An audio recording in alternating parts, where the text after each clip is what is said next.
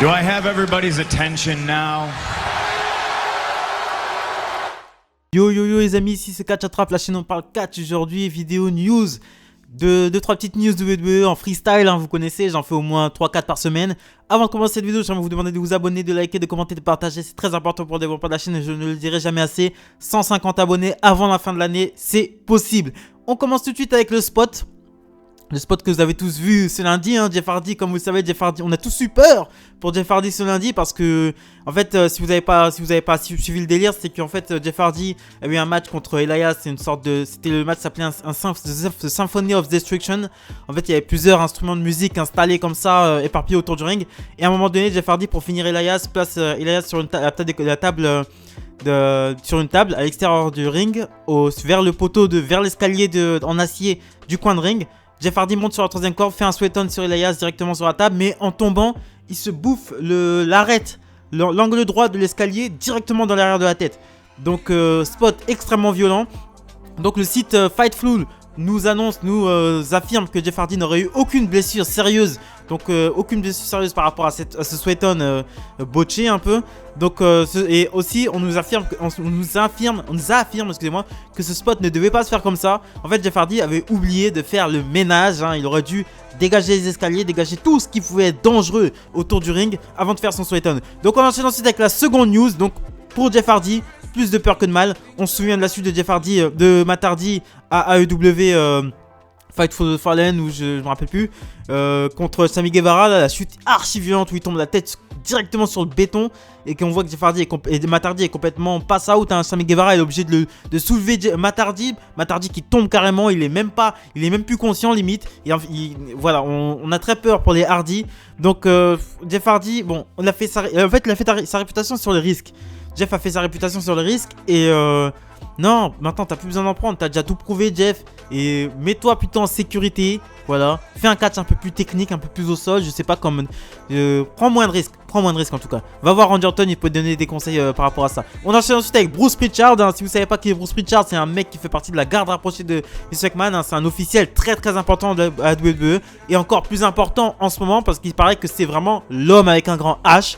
C'est lui qui a les pleins pouvoirs selon PW Insider. Certaines superstars seraient mécontents de son management comme Arturo Ruas ou Dabakado depuis Raw Underground qui ont disparu des radars. Arturo Ruas, excusez-moi, on l'a vu du côté de NXT vite fait, mais bon, il a jobé contre bref, je me rappelle plus.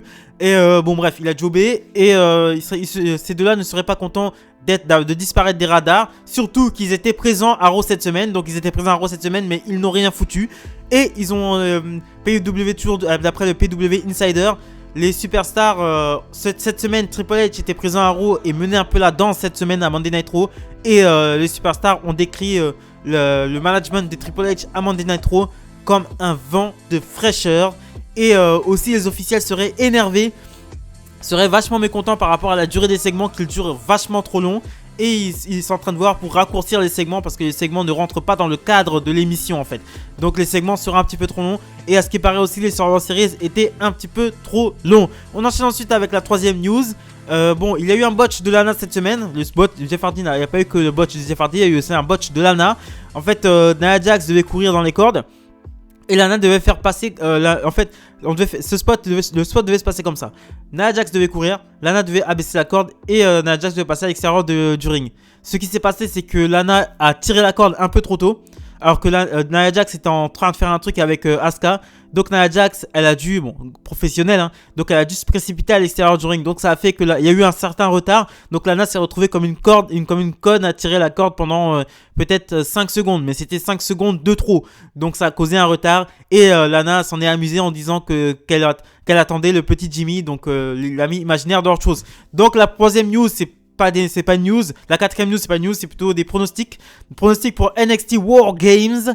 Donc on commence tout de suite avec le premier match, hein. Je pense que je vous dis les matchs comme je pense qu'ils seront. Dexter Lumis contre Cameron Grimes. Donc là, les deux là, je pense que ce sera la fin de la rivalité. Les deux s'affronteront dans un strap match, hein. Le strap match, c'est donc les deux sont attachés l'un à l'autre. Donc Cameron Grimes ne pourra pas fuir. Et donc le gagnant devra taper les 4 coins du ring. Voilà, c'est ça le but du match. Et donc pour gagner, je pronostique une victoire de Dexter Lumis Dexter Lumis qui battra, je pense, Cameron Grimes et qui ira un peu plus haut dans la carte. On enchaîne ensuite avec le match pour le titre américain. Leon Ruff défendra son titre contre Johnny Gargano et Damon Price. Donc Leon Ruff a surpris tout le monde en devenant champion nord-américain et en conservant son titre nord-américain face à Johnny Gargano. Là encore, je pronostique une victoire de Leon Ruff. Voilà, tout simplement pour continuer ce programme avec Leon Ruff et pour poursuivre un peu plus le rêve de Leon Ruff. Je pense que Triple H il aime bien cette rivalité. Je pense Leon Ruff en champion nord-américain, moi je trouve que c'est un bon catcheur. Hein. Franchement, j'ai vu ce qu'il a fait. Je vois ce qu'il fait in-ring. Franchement, c'est un bon catcheur. C'est juste qu'il est un petit peu maigrichon. Excusez-moi. C'est juste qu'il est un petit peu maigrichon, mais c'est un bon catcheur. Et je pense que ces trois-là vont nous donner un excellent match. Et on enchaîne ensuite avec le War Games féminin. Donc la team Hill. Donc on aura Candice LeRae, Dakota Kyle, Raquel Gonzalez, Toni Storm. Contre qui feront face à Rhea Ripley, Shotzi Blackheart, Ember Moon.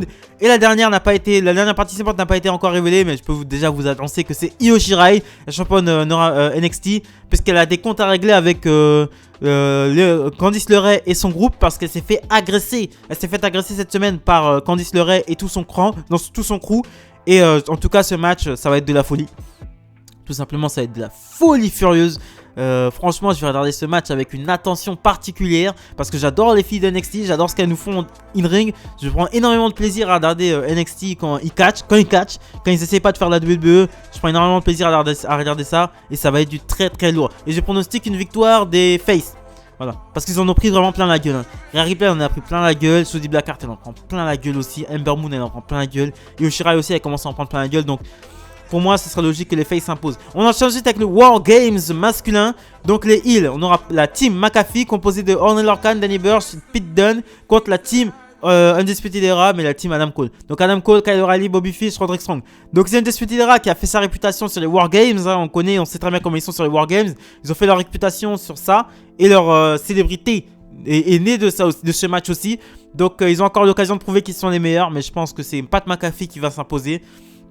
Parce qu'ils ont besoin d'une grosse victoire clean face à The Undisputed Era pour pouvoir encore se la péter. Et Undisputed Era est déjà monté au sommet d'NXT. Donc maintenant il faut qu'ils redescendent un petit peu en bas. Malheureusement. Voilà, même si vous êtes des fans. Moi aussi je suis un fan de The Undisputed Era. Mais c'est bien de voir des gens galérer. Pas toujours gagner. Donc The Undisputed Era, faut qu'ils descendent. Et Pat McAfee, il faut qu'il monte au main event. Parce qu'il faut que Pete Dunne fasse face à Finn Balor. Voilà. Il faut que Pete Dunne fasse face à soit le prochain challenger sérieux pour Finn Balor. Voilà. Et The Undisputed Era, bon, ils peuvent redescendre un peu plus bas dans la carte et continuer à feuder avec Pat McAfee en aidant Finn Balor. Mais je pense que Pat McAfee va s'imposer. Parce que Pat McAfee est trop bon au micro. Il est trop bon. C'est un trop bon heel au micro. Voilà. Il est détestable. Il est trop bon au micro. Donc il faut absolument qu'il gagne pour qu'il puisse se la crâner et fanfaronner à NXT. Donc voilà, c'est les 5 news que j'avais à vous proposer aujourd'hui. Demain, review de NXT, vous connaissez. Et n'hésitez pas à me proposer des idées de vidéos, qu'est-ce que je pense d'un catcheur ou voilà, n'hésitez pas à me proposer. J'aimerais proposer un format. Je sais pas si ça vous plaira ou pas, mais ce serait qu'est-ce que vous me poserez une question, qu'est-ce que je pense d'un catcheur en fait. Qu'est-ce que je pense d'un catcheur et je vous répondrai en vidéo. Donc dites-moi ce que vous pensez de ça. Likez, commentez, partagez. Bientôt 150 abonnés. Salut les amis.